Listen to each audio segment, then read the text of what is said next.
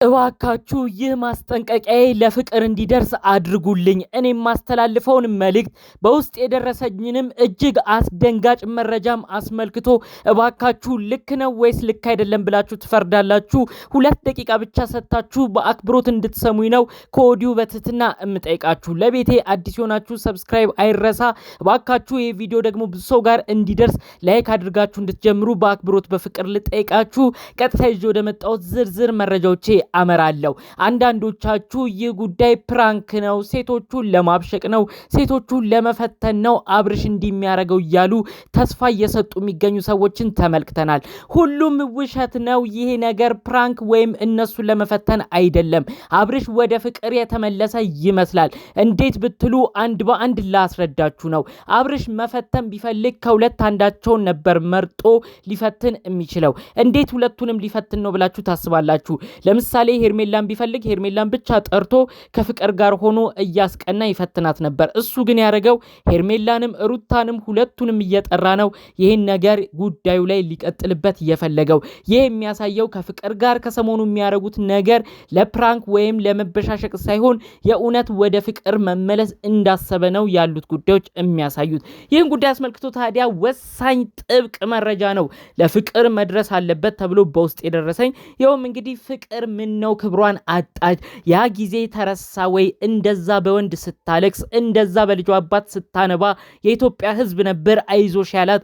ምን ነው ዛሬ ታዲያ እነዚህ ሴቶች እንደዚህ ሲጋደሉ፣ እነዚህ ሴቶች ምን ነው እንዲንባቸው ሲፈስ ዝም ብላ ወደ ቀልድ ጉዳዩን ወሰደችው በማለት ብዙዎች እየተነጋገሩበት ነው። ትክክል ነው። ፍቅር እባክሽ የበፊቱን ነገር ሁሉ አትርሺ።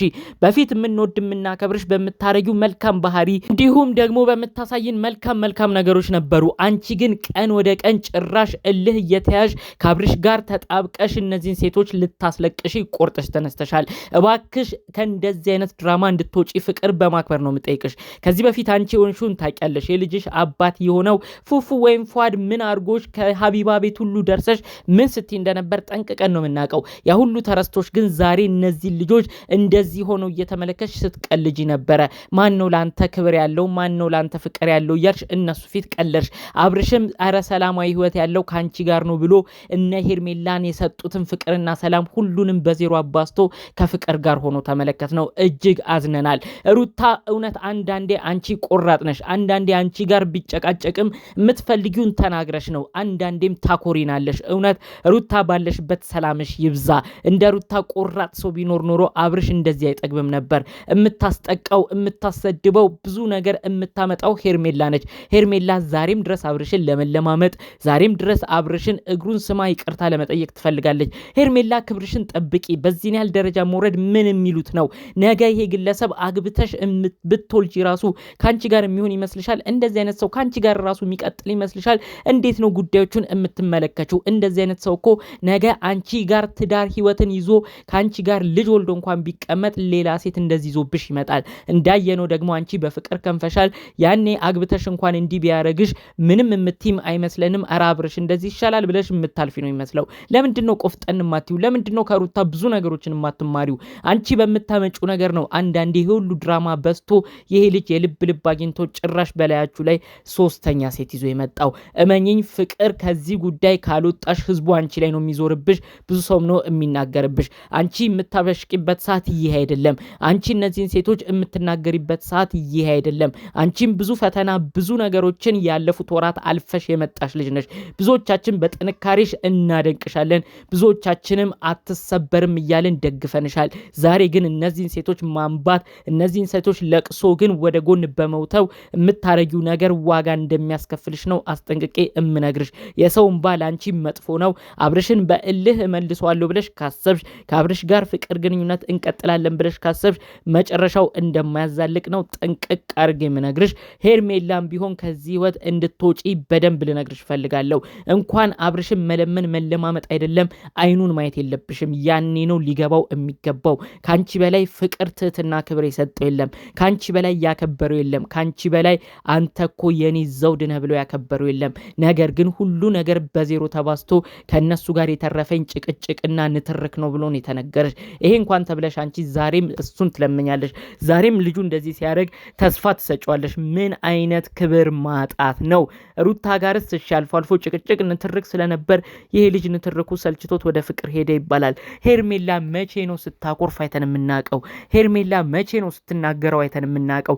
ለካ እኛ የሰው ልጆች ስንባል የሚያከብረንን ቦታ የሚሰጥንን ሳይሆን የምንፈልገው ሌላ ነገር የሚያረግንን ነው። የእውነት በሄርሜላ ያላዘነ ሰው የለም። ሄርሜላ መጨረሻዋ የሆነ ወይ ያለ ነው ብዙ ሰው እየተናገረ የሚገኘው። በሌላ በኩል ቲክቶክ ላይቭ ከፍተው ገና ካሁኑ ፍቅርን መናገር የጀመሩ ሰዎችንም ተመልክተናል። እባክሽ ፍቅር ከዚህ ያህል ድራማ ውጪ፣ እነዚህ ሴቶች እያነቡ የመጣሽበት በጣም አስቀያሚ ሰዓት ነው። በዚህ ሰዓት በፍጹም ከአብርሽ ጋር ልትሆኝ አይገባም። ከአብርሽ ጋር መሆንሽ ብቻ ሳይሆን እንደ ፍቅረኛሞች ደግሞ አክት ልታረጊም አይገባም። ሲሆን መናገር ሲሆን መምከር ነበረብሽ። ለምንድነው ሁለቱም ባንተ ላይ የተነሱብህ? እንዴት ሁለቱም ያስጠሉሃል? እንዴት ሁለቱም ላይ ፊት ታዞራለህ ብለሽ መናገር መቆጣት ሲገባሽ አንቺም ወደ አንቺ የመጣ መስሎሽ የልብ ተሰምቶሽ አንቺ የተመረጥሽ መስሎሽ እነሱ ላይ ለማፌዝ መጣሽ። ይሄ ነገር አንቺም ላይ ከባድ ችግር እንደሚያመጣ አስጠንቅቄ እነግርሻለሁ። የሁለቱ ሴቶች እንባ መጨረሻው ለአብርሽም ላንቺም እንዳይተርፍ ከዚህ ድብልቅልቅ ካለ ነገር እንድትወጪ ነው በማክበር መልእክቴን እማስተላልፍልሽ። ከሰሞኑ እየሆነ ባለው ነገር ብዙዎች ደንግጠዋል። ብዙዎችም ባለው ነገር እየተነጋገሩበት አይተናል። አንዳንዶች እንግዲህ ይሄን ነገር ሲያብራሩ ፕራንክ ነው እነሱን ለመፈተን ነው የሚሉ ሰዎች አሉ። ፈተናም አይደለም ፕራንክም አይደለም። እውነት ለመፈተን ቢፈልግ ኖሮ ሄርሜላን ትቶ ሩታን ብቻ ጠርቶ ሩታን የራሱ ማድረግ ቢፈልግ ኖሮ ሩታና ፍቅርን ያገናኝ ነበር። እሱ ግን ዛሬም እንደትናንቱ እነዚህ ልጆች ላይ ሊጮትባቸው ስለፈለገ ሄርሜላንም ሩታንም ጠርቶ ነው በፍቅር ሙድ ሲያስይዝባቸው የነበረው። የቱ ጋ ነው የሚፈትናቸው? የቱ ጋ ነው እሱስ ፈታኝ የሆነው? ይሄ እኮ ብቃት ማረጋገጫ ሲኦሲ ፈተና አይደለም። ይሄ እኮ ማትሪክ አይደለም። ከፍቅር ጋር እየመጣ እነሱን ሊፈትን ነው እነሱን ፕራንክ ሊያደርግ ነው የሚባል። መጀመሪያ እንደዚህ አይነት ነገር ፕራንክ መሆን የለበትም። ፈተናም የሚያበቃ ነገር መሆን የለበትም። በእንደዚህ አይነት ነገር አቋም ሊወሰድ ይገባል። ይሄ ህይወት እንጂ ፕራንክና ቀልድ አይደለም። ልጁ ግን ይሄንን አልተረዳም። ጭራሽ የሴቶቹን እንባ የሴቶቹን ስሜት መጎዳት እሱ ጭራሽ እያፋፋው እያሳሳቀው ነው እየመጣ የሚገኘው። ይሄን ነገር ደግሞ ብዙዎቻችን አንድ ሆነ ልንቀወም ይገባል። በተለይ የቅርብ ቤተሰቦቹ ባለው ነገር አዝነዋል። እኛም ከነሱ ዝቅ ሳንል አብርሽ ምንድነው መታረገው ልንል ይገባል። አንዳንዶቻችሁ ፍቅር የድሯ መጣች ደስ ይላል፣ ፍቅር ያንተነች፣ ፍቅር ካንተ ጋር ነው የሚያምርባት እያላችሁ የምትናገሩ ሰዎች አላችሁ። ልክ አይደላችሁም። ሰው እያስለቀሰ ወዲያው የሚልን ሰው መደገፍ የለባችሁም። ከፍቅር ጋር ህይወት መቀጠል መብቱ ነው። ነገር ግን በአንድ አመት ውስጥ ሶስቱም ላይ እየቀያየረ እንደዚህ ሲሆን እናንተ ብርታት ልብ የምትሰጡ ሰዎች አድቡ፣ ተዉ። ነገ እኔ ብሆን ምንድነው ብላችሁ አስቡ። እኔ በእነሱ ቦታ ብሆን ምን ይሰማኛል ብላችሁ አስቡ። ነግ በእኔ ብሎ ማሰብ ግድ ይላልና አጠቃላይ ይዤ የመጣሁት መረጃን አስመልክቶ ግን እናንተስ ምን አይነት ሐሳብ መልከታላችሁ? በተለይ አብርሽ ከሰሞኑ እያበደበት ባለበት ክስተት ምን አይነት ነገርን ተረዳችሁ? በኮሜንት ብታሳውቁኝ ደስ ይለኛል። በሌሎች አዳዲስ መረጃዎች ብቅ እስክንል ሰላሙን ሁሉ ተመኘውላችሁ። ሰላም።